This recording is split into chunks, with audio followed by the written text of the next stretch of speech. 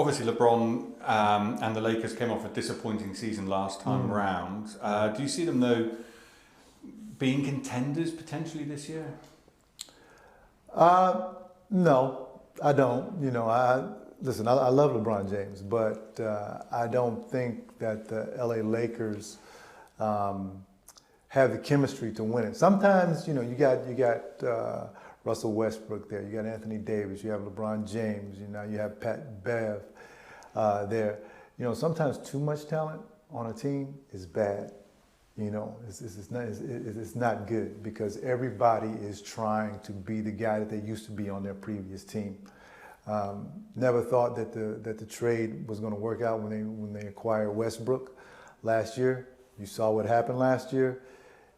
And I tell people this all the time. It's very hard to play with LeBron James. The reason why is because you have to completely change your game. LeBron is really the de facto point guard, even though he's 6'9", 270 pounds. He's going to handle basketball most of the time. You look at all point guards that have played with him, with the exception of Kyrie Irving, who's really, Kyrie Irving's a combo guard, but he really leans more towards being a shooting guard. Everybody has to change their game because LeBron has the basketball most of the time. That's why Westbrook struggled last year, because he wasn't really allowed to play his position full time. In terms of LeBron, he's I think 1,300 or so points away from breaking Abdul-Jabbar's all-time scoring record. If he stays healthy and fit, can that happen this year, do you feel? Yeah, I think it can happen. I think that he will. Because I watched him play the other day. He looked 100% healthy, shooting threes from 35 feet. And I tell people this all the time. They say, well, if LeBron passes Kareem, he's the GOAT. I saw Shaquille O'Neal say it. I saw a number of NBA players say it, but I'm in total disagreement with that. And I tell people this: you got to be in the 6'5" club to be even mentioned in the conversation of the greatest of all time, and that's at least 6 championships and at least 5 MVPs. It's only 3 players that ever do that: Bill Russell, Kareem Abdul-Jabbar, and Michael Jordan. That's why LeBron can't be in that conversation right now. And then they say, well, he's going to be the league's all-time leading scorer. Yeah, he started right out of high school. Kareem had to go to college for 4 years. Where, by the way, he won 3 national championships and was 3-time player of the year. And if they had let him play his freshman year, he probably would have been 4-time national champion, 4-time player of the year.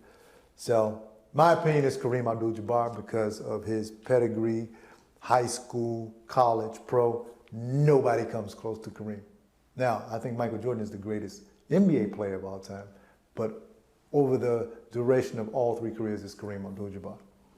If he, though, does pass it, what would that do to his LeBron's legacy? Oh, it's always great to be considered, the all-time leading scorer. Do I think it moves him up? No, LeBron can't go much higher unless he wins more titles and more championships and gets a couple more MVPs. He can't go much higher than he is. I just don't see him doing that. I don't think he'll win another championship in LA. I don't think he'll win another MVP. I think you played until you were 36. Yeah. We got now LeBron at 38, yeah, right? 38, yeah. How crazy is it still to see him competing at that level? It's very surprising because I can tell you when I started to lose my athleticism, it was around 34. But now LeBron is like 4 years past that at 38, and he actually started way before most NBA players at 17 or 18 years old.